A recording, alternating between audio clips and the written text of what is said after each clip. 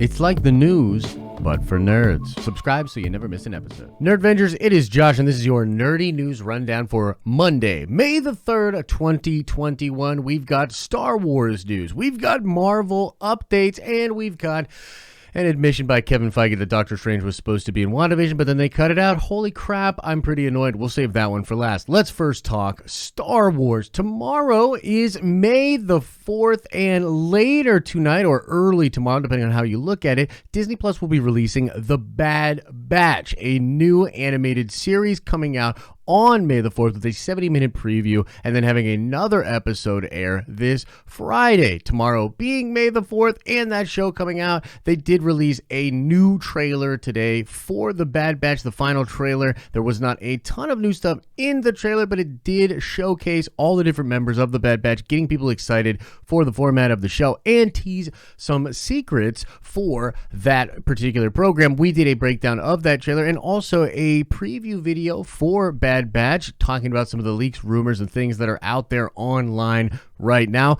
Highly recommend you go check that video out. We literally just released it a little bit before this one to get a full idea of what is going on with the Bad Batch, but that definitely happened today, but was overshadowed by crazy Marvel news. We'll get right into that now. Earlier today, Marvel Studios released a trailer that was sort of a trailer to get people excited about going back to the movie theaters. It has a voiceover from Stan Lee talking about unity. It's talking about going out and experiencing things with people. And the whole idea of the trailer was to get people excited about going back out to the movies. And it sort of solidifies that Marvel has indeed made decisions for all of their coming films, and they are sticking to certain dates with the idea of going back out to the theaters and that experience being an awesome thing. So crazy things that came from that was getting the official release dates for Black Panther 2, which is going to be called Wakanda Forever. They locked in and sort of doubled down on the Black Widow July 9th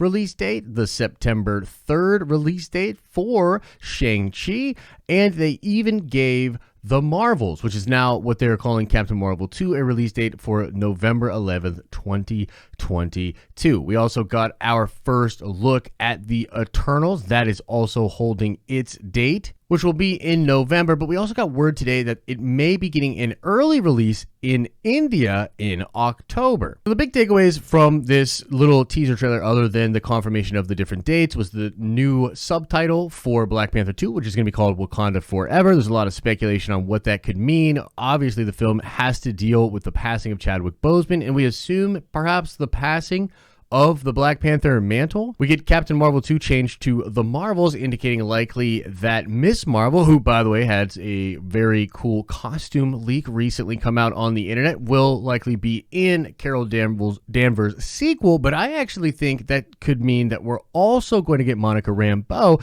and perhaps her becoming a Marvel or version of something Marvel rather than Spectrum, or maybe they'll just bring her aboard. Either way, that is pretty cool, but I'm sure some people will be talking about the fact that they changed it from a Captain Marvel movie to the Marvels movie. Is this something to do with Brie Larson? I know Brie Larson is a hot button internet topic. Some people hate her, some people love her. Most of us are like, whatever about it, but feel free to fight about that in the comment section below. The trailer also ends with a tease of the Fantastic Four logo, and that simple logo tease was enough to cause Fantastic Four to trend throughout the morning and get a lot of Marvel fans very excited for what is coming next in the MCU. In general, I thought this trailer was really cool. It got us all really excited. But I will say that as a small aside, I found it kind of interesting that this trailer, with its sort of purpose being to get everybody excited about going back to the movies for Marvel, would come out on a Monday, May the 3rd, right before Star Wars is said to have a massive day of announcements and get people excited for likely a lot of Disney Plus content. Now, it would seem crazy that the Mouse House would have friendly fire, but at some point we knew this was a possibility just because Marvel had been ramping up to the point where they're going to have so much content out there. Essentially, Marvel and Star Wars content is going to have to compete for attention at some point, and one must wonder if the release of this trailer right before May the 4th is sort of just a sign of things to come, even from in-house competition between Marvel and Star Wars. But that brings us to the final topic of the day. Oh yeah, we're going to talk about it. Kevin Feige revealed in an interview that yes, indeed, Benedict Cumberbatch had literally signed a contract to show up, was going to be in WandaVision. They even have photographs of him filming, apparently, for WandaVision with the Scarlet Witch. This comes from the RollingStone.com. I'm reading right here, and it says the story of WandaVision's main character, Wanda Maximoff, aka the Scarlet Witch, played by Elizabeth Olsen, is set to continue in 2022's Doctor Strange and the Multiverse of Madness. But the two projects were almost linked much more directly. As Marvel Studios president Feige reveals in Rolling Stone's upcoming extensive oral history of WandaVision, Marvel struck a deal with Benedict Cumberbatch to appear in the final episode of the show as Doctor Strange. But late in the process, they wrote him out. Some people might say, oh, it would have been cool to see Doctor Strange, says Feige, but it would have taken away from Wanda, which is what we didn't want to do. We didn't want the end of the show to be commoditized to go to the next movie. Here's the white guy. Let me show you how powers work. That meant the Doctor Strange movie, too, had to be rewritten. In the end, Feige says, Marvel's process is a wonderful combination of very dedicated coordination and chaos. Chaos magic. At one point, back when Doctor Strange was supposed to be a part of the story, the in-universe commercials were going to be a message from Strange to Wanda, and there was also talk of having Cumberbatch appear in one of the ads, head writer Jack Schaefer says. Meanwhile, Elizabeth Olsen is pushing back on criticism that Wanda got off too easy by flying away without punishment after she forced an entire town of people into her sitcom fantasy world. She had to get away before the people who have to hold her accountable got there, she says. And where she went is a place that no one could find her because she knows that she is going to be held accountable. And I think she has a tremendous amount of guilt.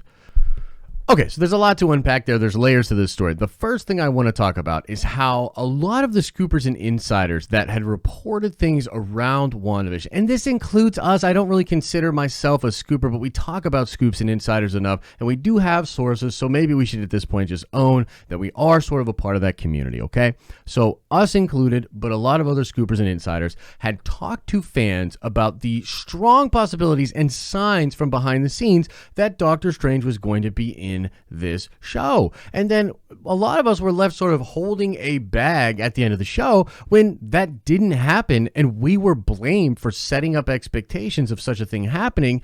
And that just seemed really crazy now, understanding that not only were many of us right, but that they literally just wrote it out at the end. And frankly, for me, the reason that they wrote it out doesn't make any sense. You cannot tell me as a comic book fan that you can't give Wanda Maximoff a solely completed and awesome arc without having Doctor Strange, other big-time characters come into the fray and not overshadow her. I mean, for God's sakes, House of M is literally that. It's filled with Marvel's best characters, the entire pantheon of amazingness, and yet Wanda is the shining star of that series, even though the main series isn't even really about her. So I just think it's crazy to think that you're going to do a show like this with Wanda Maximoff and then plan to have the Sorcerer Supreme, which to me diegetically makes complete sense. Why wouldn't the Sorcerer Supreme be aware of this and come check it out? You're going to do all that,